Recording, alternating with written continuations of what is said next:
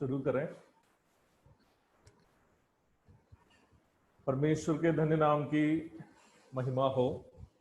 एक और बार कोटगड़ा कलिसिया के भाई बहनों के साथ जूम के माध्यम से परमेश्वर के वचन की सेवा करने के लिए एक अवसर मुझे मिला, इसलिए आप सभी को मैं हृदय से धन्यवाद देता हूं।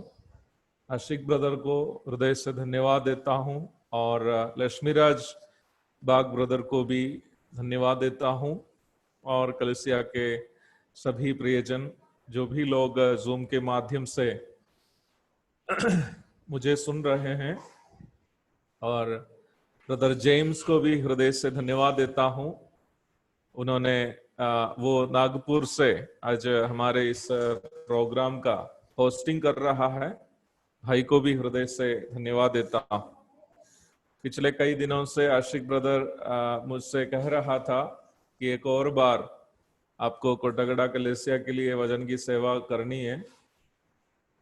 भाई लोग चाह रहे हैं, आदि बातें भाई से मुझे सुनने के लिए मिलता था। मैं प्रभु को धन्यवाद देता हूं। आज 3 दिवसीय एक अध्ययन हम लोग यहाँ शुरू कर रहे हैं। बाइबल का कोई भी विषय है वो महासागर जैसा गहरा है, बहुत बड़ा पहाड़ के समान ऊंचा है। तो हम लोग बस यही कर सकते हैं, हमारे पास जो समय है, वक्त है, उसी के अंदर में रह करके उस विषय का अध्ययन हम लोग कर सकते हैं। तो इस बार के हमारे 3 दिवसीय अध्ययन, आज कल और परसों, इस अध्ययन के लिए प्रभु ने मुझे मेरे मन में जो बात डाली है वो है दूसरा कुरिन्थियों की पत्री, कुरिन्थियों की दूसरी पत्री, उसका अध्याय 13 और पद 5। कुरिन्थियों की दूसरी पत्री अध्याय 13 पद 5, उसका प्रारंभिक भाग में हम इस प्रकार पढ़ते हैं, अपने आप को परखो कि विश्वास में हो कि नहीं, अपने आप को जांचो। वह 2 बात इस पत्री के लेखक पौलुस कुरिन्थियों से कह रहा है, नहीं तो कुरिन्थ के विश्वासियों से कह रहा है। अपने आप को परखो कि विश्वास में हो कि नहीं, अपने आप को जांचो। आप शायद जानते होंगे कुरिन्थ कलीसिया की स्थापना प्रेरित पौलुस ने ही किया। मैं कुरिन्थ कलीसिया के बारे में कुछ भूमिका आपको जरूर बता दूंगा, लेकिन उसके पहले प्रारंभ में ये बात कहना चाहता हूं कि पौलुस जो कुरिन्थ कलीसिया की स्थापना किया, वो पौलुस कुरिन्थ की कलीसिया को वहां की कुछ समस्याओं के बारे में सुनने के बाद उनको भेजी गई 2 पत्री हैं, कुरिन्थियों की पहली पत्री और कुरिन्थियों की दूसरी पत्री। इस दूसरी पत्री के अंतिम अध्याय है 13वां अध्याय। इस 13वां अध्याय में पौलुस कुरिन्थियों से कह रहा है कि तुम लोग अपने आप को परखो, टेस्ट योरसेल्फ। इंग्लिश में यदि आप पढ़ेंगे, हम लोग ऐसा पढ़ते हैं, test yourself whether you are in the faith. उसके बाद आगे लिखा है, एग्जामिन योरसेल्फ, अपने आप को जांचो। कोविड-19 का इस समय में टेस्ट, जांच आदि शब्द जो है हम सबके लिए बहुत ही परिचित शब्द है। भले ही हम में से कई लोग जांच वगैरह कोविड का नहीं भी किया हो, अन्य कई बीमारी का तो हम लोग करते ही हैं। यहाँ पौलुस कुरिन्थियों से कई बातें 2 पत्रियों के माध्यम से कहने के पश्चात अंत में आकर वो बोल रहा है, आप लोग भी एक टेस्ट कीजिए, एक जांच आप लोग कीजिए कि अभी भी आप लोग विश्वास में है या नहीं। ये बात को हम लोग यहाँ पर देखते हैं। तो इस पद को आधार बनाते हुए कुरिन्थियों की पत्री से कुछ बातें आपको समझाना मैं चाहता हूं। तो मैं प्रारंभिक रूप में आपसे कहना चाहता हूं कि कुरिन्थियों की पत्री एक जो है एक विशेष महत्व का जो है महत्व की एक पत्री है, क्योंकि आजकल की कलीसियाओं में देखे जाने वाली कई समस्याएं या आजकल के मसीही समूह में हम लोग देखने वाले कई समस्याएं उस समय की कुरिन्थ कलीसिया में होती थी। इसलिए ही कुरिन्थ कलीसिया को पौलुस के द्वारा भेजी गई इस पत्री का एक अध्ययन जब हम लोग करते हैं, अपने आप को परखने और अपने आप को जांचने के लिए हमें बहुत अवसर मिल जाता है। तो आइए हम लोग कुरिन्थ कलीसिया के बारे में कुछ बातें प्राथमिक रूप में सीखेंगे, एक परिचय के रूप में। कुरिन्थ एक बहुत बड़ा शहर था। उस जमाने में लगभग 7 लाख लोग इस शहर में रहता था। उस जमाने में बोलने पर आपको मालूम होना चाहिए लगभग 2000 वर्ष के पहले की बात है। उतने साल पहले जो है लगभग 7 लाख लोग रहने वाले एक बहुत बड़ा शहर था ये कुरिन्थ। पौराणिक रोम साम्राज्य का एक राज्य था अखाया। बाइबल में प्रेरितों के काम में सब हम लोग अखाया के बारे में पढ़ते हैं। पहले जो रोम शासन होता था, सम्राट लोग शासन करते थे, उस समय में रोम साम्राज्य का एक हिस्सा था, एक राज्य था। जैसे हमारे भारत राष्ट्र में उड़ीसा एक राज्य है, बिहार एक राज्य है, केरल एक राज्य है, उसी प्रकार रोम साम्राज्य का एक राज्य था अखाया। इस अखाया राज्य में एक बहुत बड़ा शहर था कुरिन्थ जो है। जैसे उड़ीसा राज्य में भुवनेश्वर, नहीं तो कटक, एक बहुत बड़े बड़े शहर हैं, उसी प्रकार अखाया राज्य का एक बहुत बड़ा शहर था ये कुरिन्थ जो है। और बहुत बड़े शहर होने के कारण ही शहर से जुटे हुए सभी प्रकार की बुराइयां जो है ये कुरिन्थ में भी होता था। हम लोग जानते हैं, अगर भारत में भी सबसे ज्यादा बुराइयां सब कहाँ होती है ये पूछेंगे तो हम लोग आसानी से जवाब मिलेगा, ये सब मुंबई में, नहीं तो दिल्ली में, नहीं तो बेंगलुरु में सब होते हैं। उसी प्रकार बड़े बड़े शहरों में जो है सारी बुराई लोग, क्योंकि लोगों के पास पैसे ज्यादा है और अगर पैसे नहीं भी हो, हर प्रकार के जो है बुराई का आनंद उठाने का अवसर जो है बड़े बड़े शहरों में होते हैं। वैसे ही कुरिन्थ एक बहुत बड़े शहर थे और हर प्रकार की बुराई, अनैतिकता, अधार्मिकता उस शहर में होते थे। और इसके अलावा आपको ये बात भी समझनी चाहिए, कई प्रकार समाज में होने वाली अनैतिकताएं, अधार्मिकताएं, पापमय कार्य मनुष्य के विश्वास और धर्म से भी जुटे हुए हैं। कुरिन्थ शहर में एक बड़ा मंदिर था। उस मंदिर में आफ्रोडाइट नामक एक देवी की प्रतिष्ठा होती थी। आफ्रोडाइट देवी का मूर्ति उस मंदिर में पूजी जाती थी। और इससे बढ़ करके इस मंदिर में 1000 देवदासी लोग हमेशा उपलब्ध रहती थी। देवदासी नाम एक भारतीय परिवेश में मैं बोल रहा हूं, क्योंकि भारत के भी मंदिरों में जो है पुराने जमाने में देवदासी लोग होते थे। देवदासी बोलने पर उसको उस जमाने में लोग बहुत ज्यादा सम्मान करते थे, क्योंकि उन लोगों का जो धंधा था वो धर्म से जुटा हुआ धंधा था। भारत में भी जो मंदिर होते थे उसमें इस प्रकार के देवदासी लोग होती थी। और इस देवदासी लोगों का काम क्या है, मंदिर में पूजा करने के लिए जो लोग आते हैं, विशेषकर पुरुष लोग, उन लोगों के साथ अनैतिक कार्य करती है। और उसके बाद उसमें से जो कमाई मिलती है उन लोगों को, उस कमाई का एक हिस्सा राजा को टैक्स के रूप में जाएगा, एक हिस्सा मंदिर को जाएगा और तीसरा हिस्सा जो है ये स्त्री रख सकती है।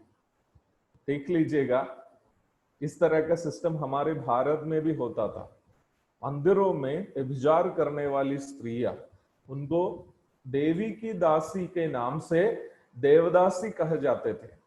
परंतु ये एक बहुत बड़ा एक गलत व्यवसाय था, और इन देवदासियों का शरीर का शोषण करके मिलने वाला धन का एक हिस्सा उस जमाने में शासन करने वाले राजा लोग लेते थे। ठीक है, हम लोग सब अपनी सभ्यता पर बहुत घमंड करने वाले लोग हैं, जबकि यही सब जो है इधर भी होता था, कोरिंद में भी होता था। एक हिस्सा राजा को जाता है, एक हिस्सा मंदिर को जाता है, और एक हिस्सा जो है, जो बचता है, वो स्त्री ले सकती है। और कोरिंद में जो आफ्रोडाइट देवी की जो जो मंदिर था, उस मंदिर में उस प्रकार के 1000 देवदासी लोग रहते थे। तो आप देख सकते हैं 1000 वेश्या लोग मंदिर में ही काम करने वाला एक शहर का नैतिक स्थिति क्या हो सकती है। ऐसा ही एक शहर था कोरिंद शहर। और उस जमाने में किसी आदमी को ये एक कोरिंदियन है, दिस फेलो इज ए कोरिंदियन, ये आदमी एक कोरिंदियन है, कोरिंदी आदमी है, ऐसा कहने का मतलब है कि ये व्यक्ति धार्मिक रूप में, नैतिक रूप में गिरा हुआ एक व्यक्ति है। मतलब उतना जो है एक कुनाम का, एक बुरे नाम का शहर था ये कोरिंद शहर जो है। और इस प्रकार धार्मिक रूप में, नैतिक रूप में गिरा हुआ एक शहर कोरिंद, आज भी कोरिंद शहर है। अगर आप में से किसी को कोरिंद में जाने की इच्छा है, आप आराम से जा सकते हैं, शहर वहीं पर है। उस जमाने की कलीसिया अभी शायद वहां नहीं होगा, ईसाई लोग, मसीह लोग उधर है। ये कोरिंद शहर वर्तमान काल के ग्रीस में है। ग्रीस या यूनान देश होते हैं। इस यूनान देश की राजधानी जो एथेंस है, एथेंस से 70 किलोमीटर दूर में कोरिंद शहर आज भी है। और प्रेरितों के काम 18 अध्याय में जब हम लोग आते हैं, वहां पर प्रेरित पौलुस जो है इस कोरिंद शहर में सेवा के लिए आते हुए हम लोग पढ़ते हैं। और जब प्रेरित पौलुस कोरिंद शहर में आया, वहां पर पहले से एक मसीही परिवार आया हुआ था। वे हैं अक्विला और प्रिस्किला। प्रेरितों के काम 18 अध्याय में जो है हम इस घटना को पढ़ते हैं। उसके प्रारंभिक भाग से ही आप लोग पढ़िएगा तो आपको पता चलेगा। अक्विला और प्रिस्किला जो है इस शहर में पहले से आए हुए थे, और पौलुस भी वहां पर सेवा के लिए पहुंच गया। और जब पौलुस प्रेरित वहां सेवा के लिए पहुंचा, अक्विला और प्रिस्किला ने उनको घर में रहने दिया, और पौलुस जो है और अक्विला और प्रिस्किला के घर में रहकर वहां सेवा की। और सेवा के परिणाम स्वरूप जो है कोरिंद में एक कलीसिया की स्थापना हुई है। तो कोरिंद की कलीसिया की स्थापना जो है इस प्रकार है। बाद में अपोल्लोस नामक व्यक्ति भी इस शहर में सेवा की है। तो कोरिंद कलीसिया का भूमि क्या यही है। अब हम लोग कलीसिया में आते हैं। कलीसिया की स्थापना हो गई, पौलुस कलीसिया की स्थापना की, अक्विला और प्रिस्किला उधर है। अक्विला और प्रिस्किला भी बाद में जो है वहां से निकल गए, वे लोग एफेसुस की ओर चले गए, और बाद में एफेसुस में भी एक कलीसिया की स्थापना हुई है, जो हम लोग प्रेरितों के काम 18 अध्याय के 18वीं पद में पढ़ते हैं। पौलुस निकल गए, अक्विला प्रिस्किला सब निकल गए। बाद में अपोल्लोस वहां पर सेवा करना शुरू कर दिया। अब क्या हुआ, इस कुरिन्थ लोग जिन जिन पापों को छोड़कर प्रभु यीशु मसीह को ग्रहण किए, विश्वास में आ गए। अब विश्वास में कुछ दिन बीत गए तो क्या होने लगा, उनके पुराने पुराने पापमय स्वभाव धीरे धीरे उनके अंदर में निकलना शुरू कर दिया।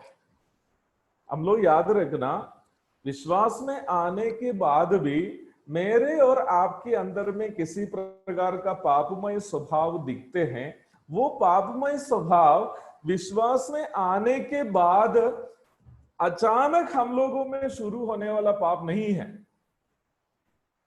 भजन संहिता 51 में दाऊद इस प्रकार कहता है कि देख, मैं अपनी मां के कोख में पाप में जन्मा है। विज्ञान के अनुसार यदि मैं कहूं तो मनुष्य शरीर के अंदर में जीन्स नामक एक चीज होते हैं। पहनने वाला जीन्स नहीं है, जीन्स नामक एक विशेष वस्तु होते हैं। और एक बच्चा जब पैदा होता है तो हर एक बच्चा अपनी माँ और अपना बाप दोनों के शरीर से जीन्स को लेकर के जन्म लेते हैं। अर्थात ये जीन्स ऐसी चीज है, माँ बाप के अंदर में जो स्वभाव है उन स्वभावों को बच्चों में पहुंचाते हैं। तो हर एक बच्चे के अंदर में जो स्वभाव है वो उसके माँ से और माँ के खानदान से है, नहीं तो बाप से और बाप के खानदान से है। इसलिए दाऊद जब राजा था, बड़े होकर राजा बन गया, और वो पाप में जब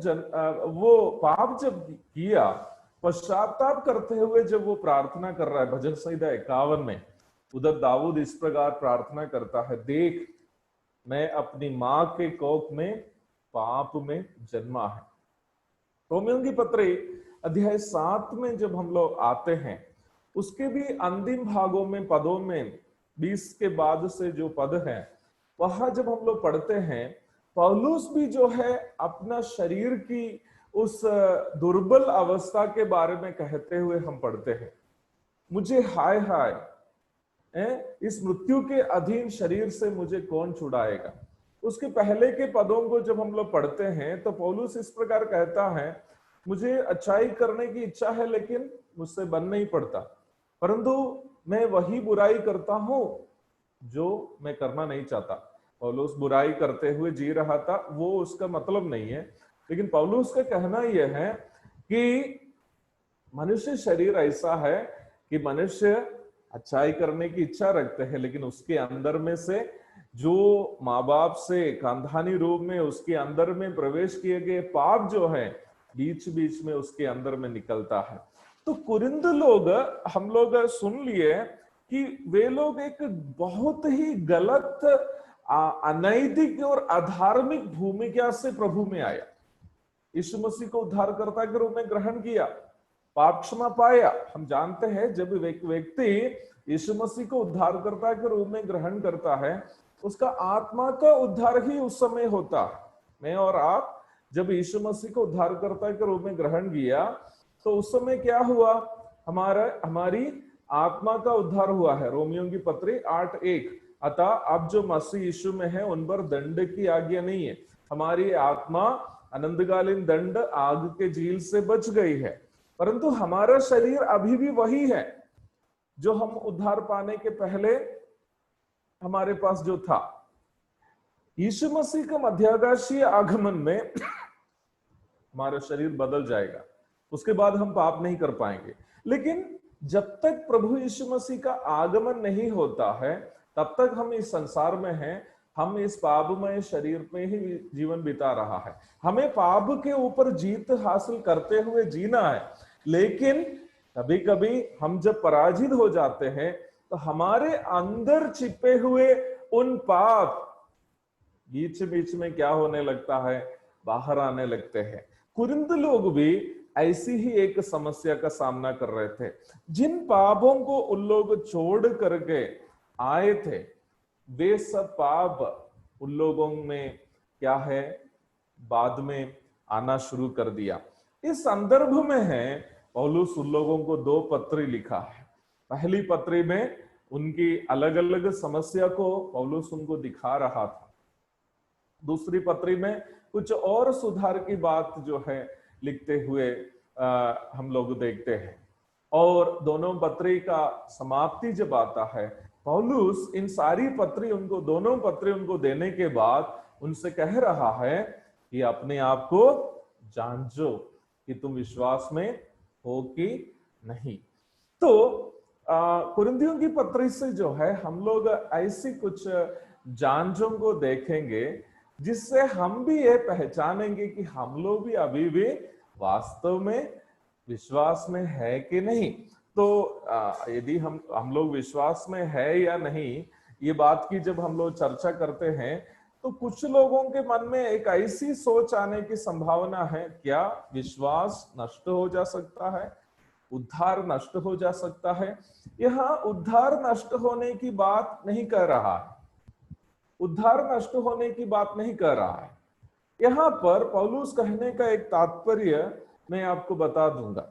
मान लीजिए आप में से कोई व्यक्ति अपने गांव से भुवनेश्वर की ओर बस में जा रहा है, लेकिन बीच में कहीं उन्होंने बस से उतर गया। अभी भी उनकी यात्रा भुवनेश्वर की ओर ही है, लेकिन बीच में कहीं उन्होंने क्या है, बस से उतर गया और अकेले चल रहा है। ठीक है, इस अवस्था है पौलुस यहां समझाने वाली अवस्था। ठीक है, वास्तव में हमें जाना कैसे है, बस में बैठ के जाना है ताकि हम आसानी से पहुंच सके। परंतु यहां एक व्यक्ति बस से उतर गया, जिस तरह जाना है वैसे नहीं जा रहा है, जिस प्रकार उसको भुवनेश्वर पहुंचना चाहिए वैसे वो नहीं पहुंच रहा है। ऐसी ही एक अवस्था के विषय में, एक आत्मिक दुर्बलता के विषय में पौलुस यह बता रहा है। तुम अपने आप को परखो, अपने आप को परखो कि विश्वास में हो कि नहीं। एक विश्वासी होने के नाते हमारा ये दायित्व तो बनता है, हमें ये परखना चाहिए हम विश्वास में ही है या नहीं, हमारे अंदर विश्वास है या नहीं। ये परखने के लिए पौलुस ने बोला है। पौलुस का कहना यह है कि ये परखो कि हम अभी भी विश्वास में है कि नहीं। हमारा जीवन, उसको थोड़ा सा और अगर स्पष्ट तरीके से कहूं तो पौलुस के कहने का तात्पर्य यह है, हमारा जीवन अभी भी विश्वास पर ही आधारित है क्या? मसीही जीवन हमें जिस तरह बिताना चाहिए वैसा ही हम बिता रहे हैं या नहीं, यही जांचने के लिए पौलुस बोल रहा है। यहां पर पौलुस उनकी कुछ कमियों को दिखा करके पौलुस बोल रहा है कि तुम लोग विश्वास में नहीं हो।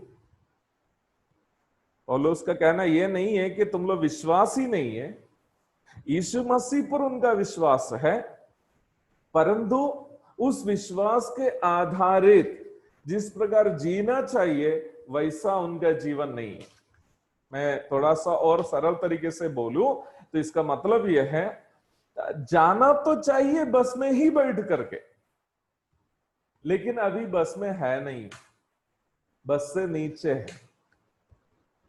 तो इसका यह मतलब नहीं है आपके अंदर ये विश्वास नहीं है कि बस आपको भुवनेश्वर पहुंचाएगा, परंतु आप बस में नहीं है, विश्वास का बस में नहीं है।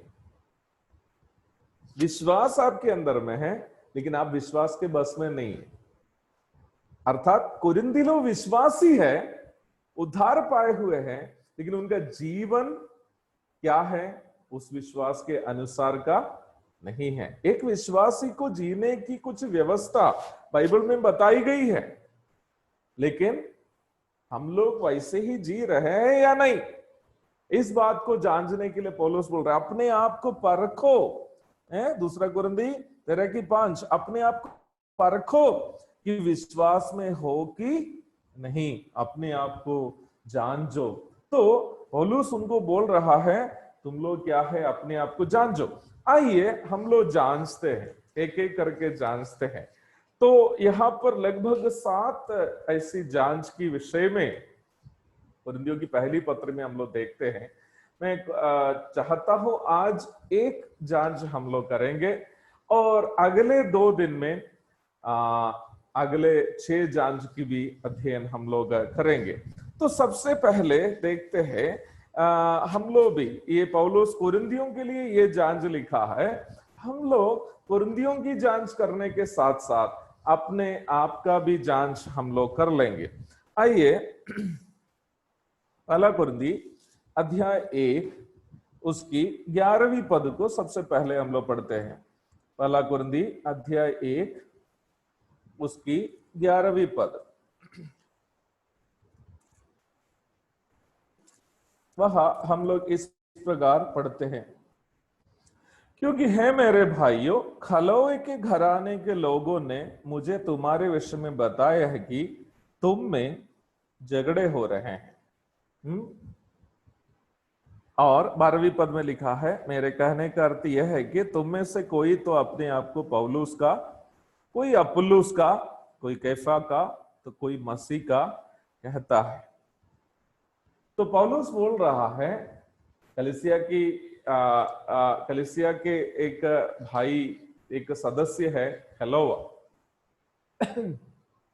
पौलुस को खलोए के घर के कोई सदस्य से या खलोआ से ही स्वयं ये जानकारी मिली है कि कलीसिया में क्या चल रहा है। कलीसिया में झगड़े चल रहे हैं, कलीसिया में लोग आपस में झगड़ रहे हैं। और झगड़ करके कैसे कैसे झगड़ रहे हैं? कोई अपने आप को पौलुस का बोल रहा है, मैं पौलुस का आदमी हूं, मैं आप लोग के जैसा आदमी नहीं, इस कलीसिया की स्थापना किए हुए सीनियर पास्टर पौलुस का मैं आदमी हूं। तो कोई बोला आप लोग उस समय के पास्टर के फॉलोवर्स है, तो हम लोग अभी का पास्टर अपोल्लोस के हम लोग फॉलोवर्स है।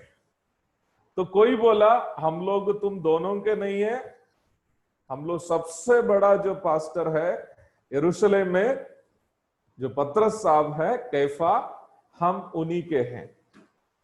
तो कुछ लोग बोल रहे हैं तुम लोग तो यही सब है ना, पौलुस, अपोल्लोस और पतरस का, हम लोग सबसे बड़ा यीशु मसीह के ग्रुप के आदमी है। सुनने पर लगेगा ये लोग बहुत बड़ा आत्मिक है, लेकिन ये लोग चारों के स्वभाव एक है, अपने आप को ऊंचा करने के लिए कलीसिया में गुटबाजी, ग्रुपिज्म कर रहे हैं, ग्रुपिज्म कर रहे हैं।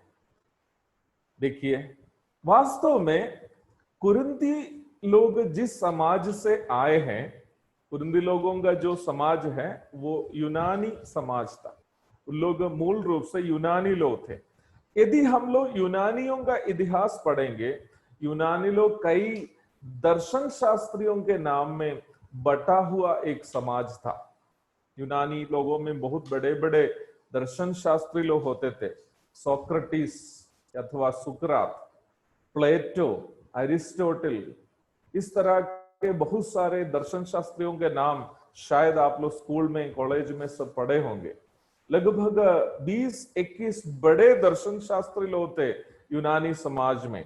यूनानी समाज जो है इस प्रकार जो है दर्शन शास्त्रियों के नाम में बटे हुए लोग थे। हमारे भारत में भी कई दर्शन शास्त्री लोग थे, है ना, अभी भी है, कबीरपंथी लोग और श्री शंकराचार्य के लोग मानने वाले लोग हैं, श्री राम कृष्ण परमहंस को मानने वाले लोग हैं, रविदास को मानने वाले लोग हैं। इस तरह कई दर्शन शास्त्र लोग हमारे देश में भी थे।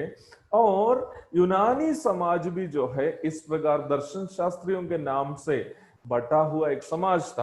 अलग अलग लोग अपने आप को अलग अलग दर्शन शास्त्री के नाम से जाना चाहते थे, और अपना झुंड के जो लीडर है, जो दर्शन शास्त्री है, जिसके नाम में वो लोग जाने जाते हैं, उसको वे लोग सबसे श्रेष्ठ समझते थे। अब देखिए कलीसिया में आ गया, कलीसिया में आने के बाद भी कुछ दिन जब बीत गए, उस पुराना स्वभाव जो है उसके अंदर में निकल गया।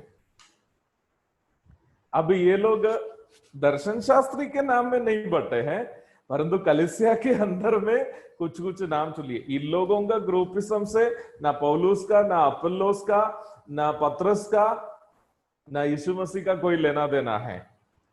वास्तव में इन लोगों का ग्रुपिज्म या गुटबाजी का मूल कारण उनके पुराने पापमय भूमिका है। यूनानी दर्शन शास्त्री लोगों के नाम में बटा हुआ समाज से जो है ये लोग कलीसिया में आ गया। अब कलीसिया में आकर के ये लोग क्या कर रहे हैं? गुटबाजी कर रहे हैं। देखिए कलीसियाओं में आजकल हम लोग सामना करने वाली एक बड़ी समस्या, कलीसियाओं में एकता नहीं है। कलीसियाओं में क्यों एकता नहीं है? कलीसियाओं में इसलिए एकता नहीं है क्योंकि परिवारों में एकता नहीं है, पति और पत्नी के बीच में एकता नहीं है, कलीसिया चलाने वाले पास्टर और पत्नी के बीच में भी एकता नहीं है, भाई लोगों के घरों में एकता नहीं है। और इस प्रकार घरों में ही घरों में ही एकता नहीं है, वे लोग कलीसिया में आ जाते हैं और उस बांटने का, तोड़ने का, झगड़ने का वो स्वभाव लेकर के कलीसिया में चले आते हैं और कलीसिया को भी वो लोग क्या बना देते हैं? कुरुक्षेत्र के युद्ध भूमि बना देते हैं। मेरे प्यारों, आज कलीसियाएं सामना करने वाली एक बड़ी समस्या यह है, दुनिया में मसीही लोग बहुत हैं, लेकिन सभी मसीही अलग अलग झुंड में अलग अलग नाम से बटा गया है। कोई कैथोलिक, कोई प्रोटेस्टेंट, कोई ऑर्थोडॉक्स, कोई पेंटेकोस्टल, कोई वो, कोई ये बट गया है।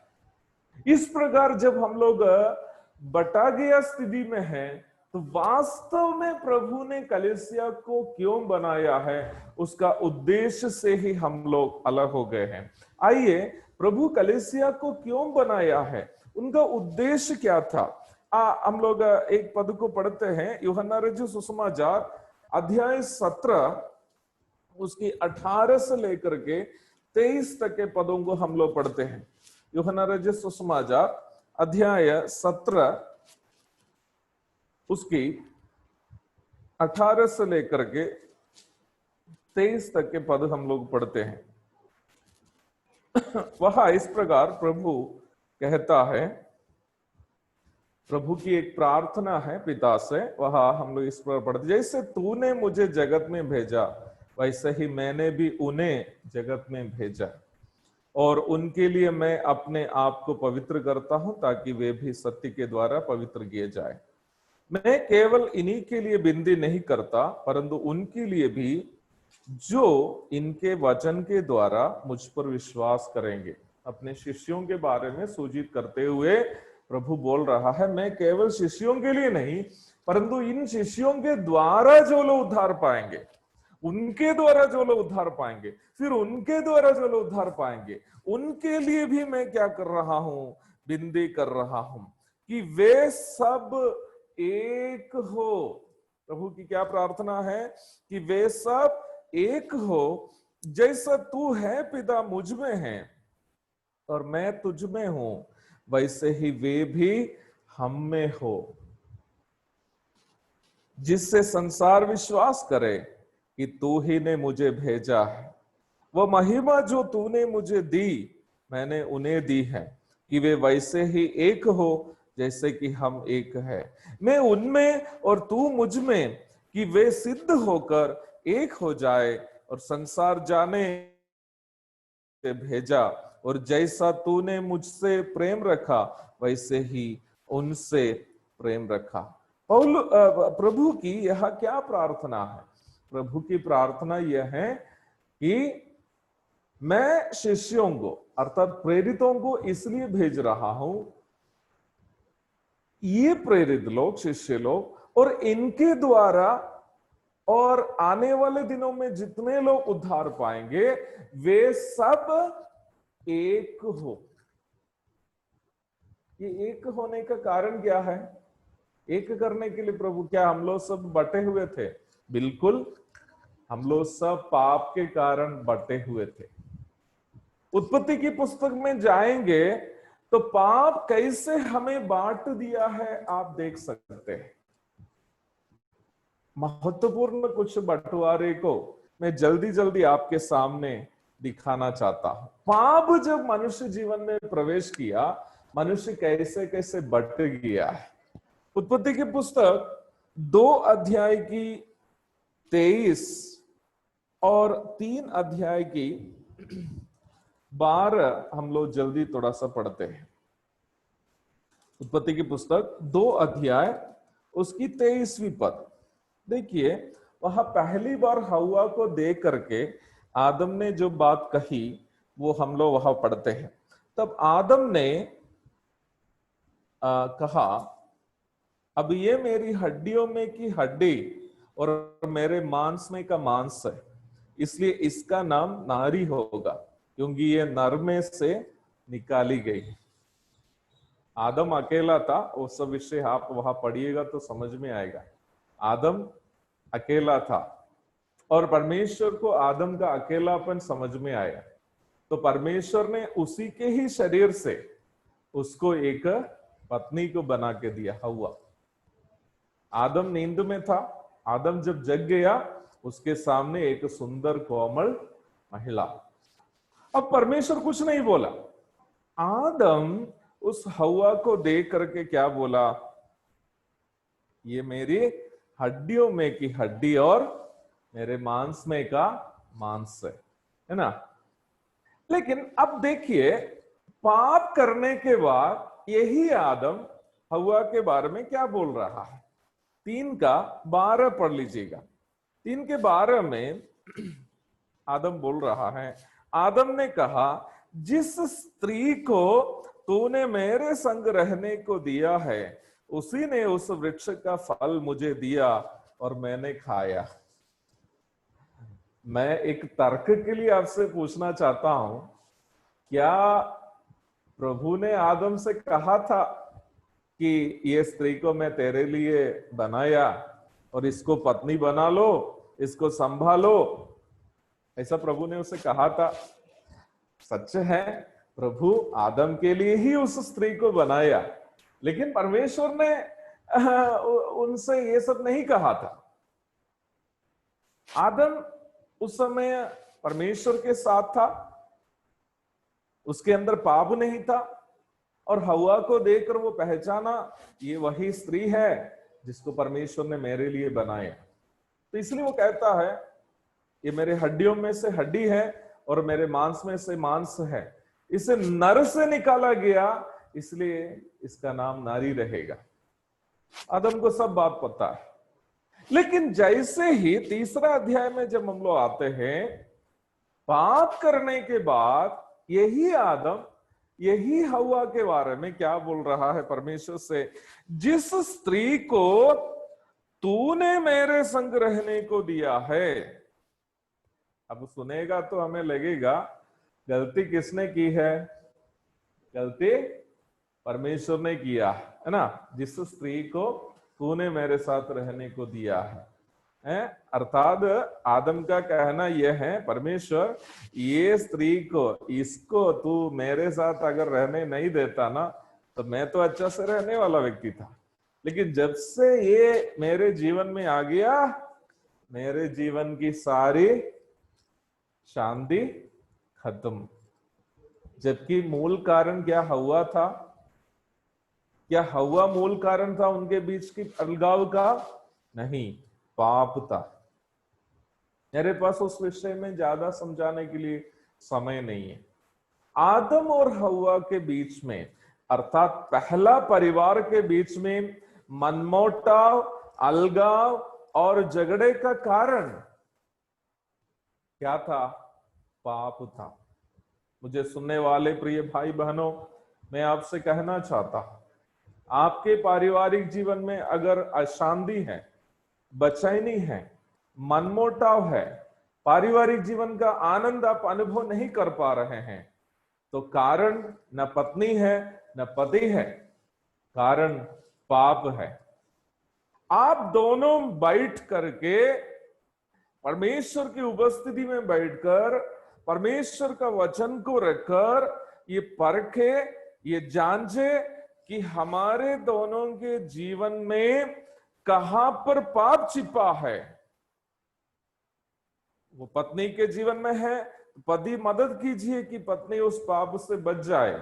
अगर पति के जीवन में पाप है तो पत्नी उनका मदद करे कि पति उस पाप से बच जाए, ताकि दोनों व्यक्ति पाप से बाहर आ जाए, ताकि मनमुटाव, झगड़ा और आपसी तनाव सब दूर हो जाएगा। तो पाप पहले क्या किया? पहला परिवार के बीच में मनमुटाव उत्पन्न कर दिया है। उत्पत्ति की पुस्तक 3 अध्याय की 24वीं पद में हम लोग जब आते हैं तो हम इस प्रकार पढ़ते हैं, इसलिए आदम को उसने निकाल दिया और जीवन के वृक्ष के मार्ग का पहरा देने के लिए अदन की वाड़िया के पूर्व की ओर करूबों को और चारों ओर घूमने वाली ज्वालामय तलवार को भी नियुक्त कर दिया है। पाप मनुष्य को परमेश्वर से दूर कर दिया है। पाप मनुष्य के पारिवारिक जीवन में तनाव और मनमुटाव और अलगाव और दूरी को पैदा किया। पाप मनुष्य को परमेश्वर से दूर कर दिया है। और देखिएगा 4 अध्याय के 8 और 9 पद में जब हम लोग आते हैं, वहां पर पहला भाई लोगों के बीच में अलगाव को हम लोग देखते हैं। अध्याय 4 पद 8 और 9, तब कैन ने अपने भाई हाबिल से कुछ कहा, और जब वे मैदान में थे तब कैन ने अपने भाई हाबिल पर चढ़कर उसे घात किया है। कैन हाबिल की हत्या की है। पाप मनुष्य को परमेश्वर से दूर कर दिया। पाप परिवार में पति और पत्नी को अलग कर दिया। पाप जो है भाइयों के बीच में झगड़ा उत्पन्न कर दिया। कलीसिया में हो या परिवार में, अगर भाइयों के बीच में मेल नहीं है, भाइयों के बीच में प्रेम नहीं है, एकता नहीं है, तो कारण भाई लोग नहीं है, पाप है। आपस में बैठ करके उस पाप को पहचाने, उसे दूर करे, ताकि जिस प्रेम, जिस एकता कलीसिया में और घर में नष्ट हो गया है, उसको वापस प्राप्त कर सके। और आगे की ओर जब हम लोग पढ़ते हैं, उत्पत्ति की पुस्तक 9 अध्याय की 2 और 3 पद को जब हम लोग पढ़ते हैं, वहां पर पाप मनुष्य को प्रकृति से भी अलग करते हुए हम लोग देखते हैं। पाप मनुष्य को प्रकृति से भी अलग कर दिया है। वहां पर हम लोग इस प्रकार पढ़ते हैं, तुम्हारा डर और भय पृथ्वी के सब पशुओं और आकाश के सब पक्षियों और भूमि पर के सब रेंगने वाले जंतुओं और समुद्र की सब मछलियों पर बना रहेगा। ये सब तुम्हारे वश में कर दिए जाते हैं। देखिए, मनुष्य प्रकृति से भी अलग हुआ है पाप के कारण। आज प्रकृति के साथ एक मेल मिलाप में मनुष्य नहीं जीवन बिता रहा है। प्रकृति और मनुष्य जो है ऐसा जी रहा है जैसे कि दोनों एक दूसरे के दुश्मन हैं। इसकी भी वजह जो है पाप है। और उत्पत्ति की पुस्तक 10 अध्याय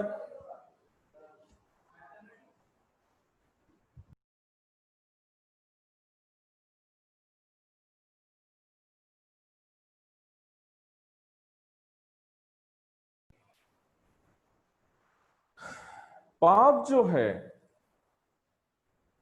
मनुष्य को परमेश्वर से भी दूर कर दिया। पति पत्नी के बीच में अलगाव हो गए, भाइयों के बीच में अलगाव हो गए, प्रकृति के बीच में अलगाव हो गए। और 10 अध्याय में जब हम लोग आते हैं तो वहां पर मनुष्य अलग अलग वंश के रूप में जो है अलग होते हुए हम लोग देखते हैं। 10 अध्याय की पहली पद जल प्रलय के बाद की घटना है जो हम लोग यहाँ देखते हैं। 10 अध्याय की पहली पद जो है पढ़िएगा। नूह के पुत्र शेम, हाम और येपेत थे। उनके पुत्र जल प्रलय के पश्चात उत्पन्न हुए।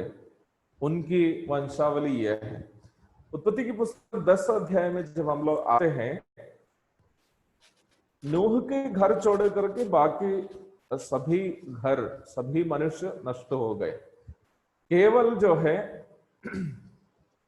कितने लोग बच गए? 8 लोग बच गए। नूह और उनकी पत्नी और उनके 3 बेटे, शेम, हाम और यापेत, और उनकी पत्नियां। इस प्रकार 8 लोग ही बचे थे।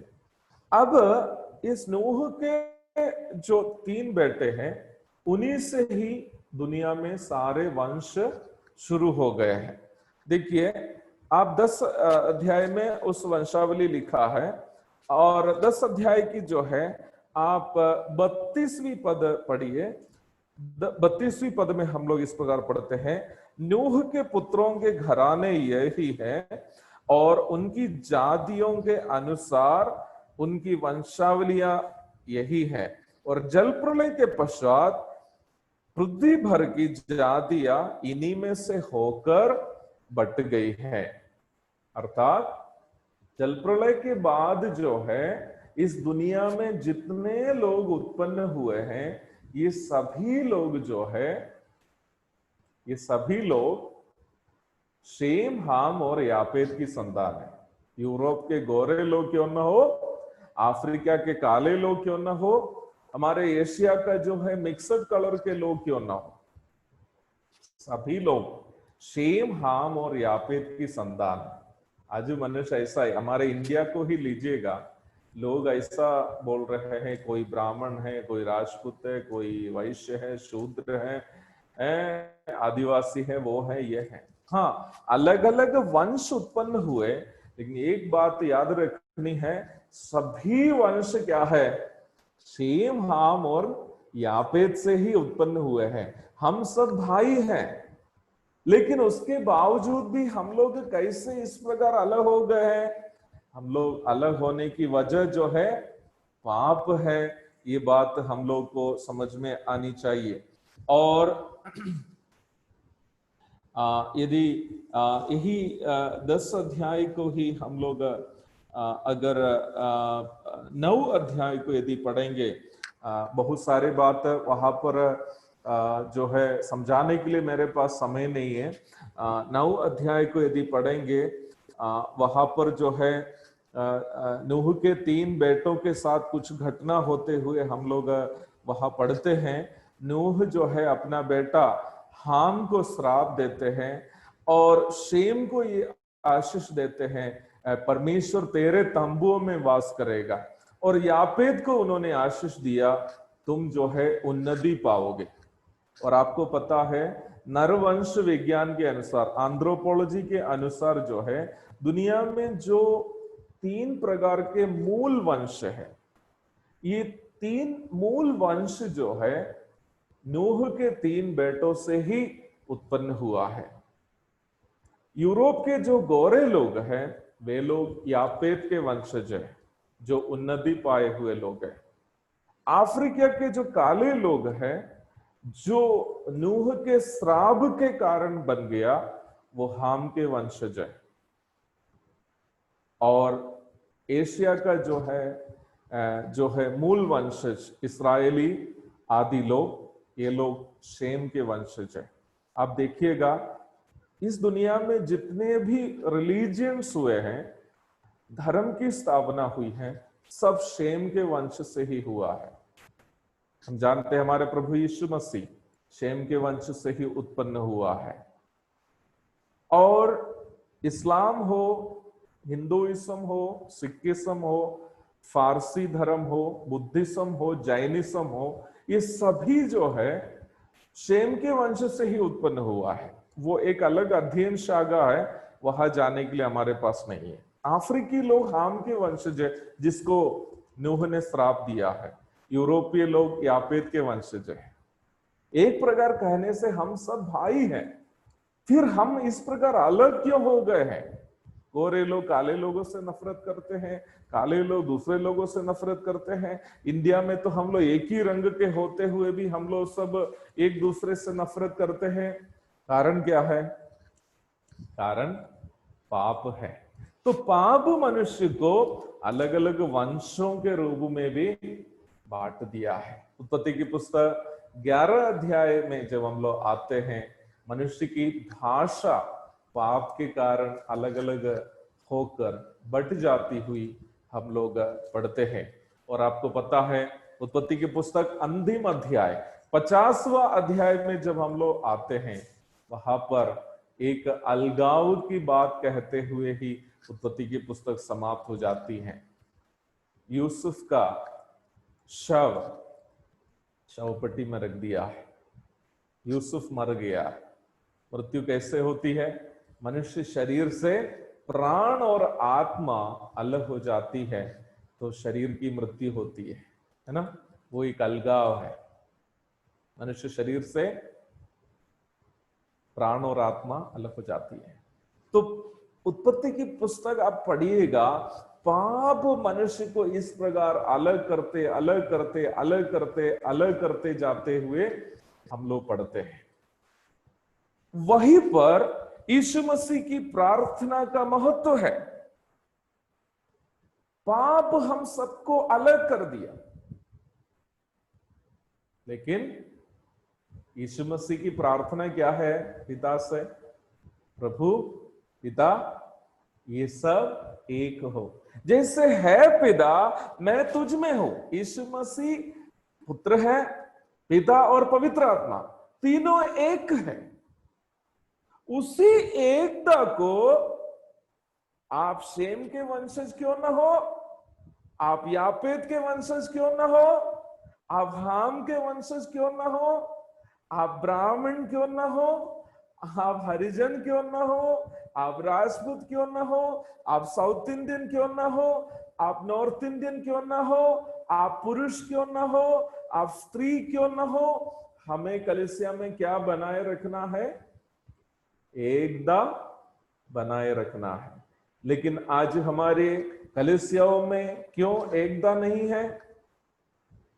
हम इकट्ठे हो रहे हैं, रोटी में से भाग ले रहे हैं, परंतु क्या वास्तव में हमारे अंदर में ये फीलिंग है कि हम एक है? नहीं। कारण क्या है? पाप।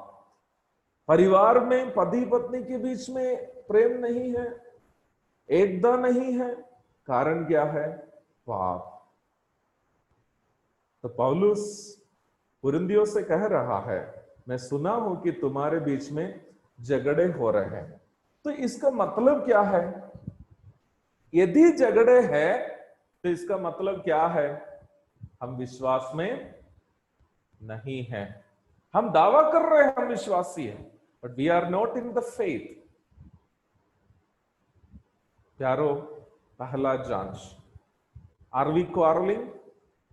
हम झगड़ने वाले हैं तो हम विश्वास में नहीं है। हमें विश्वास में वापस आने की जरूरत है। हम बस से उतर गए, हमें बस में चढ़ने की आवश्यकता है।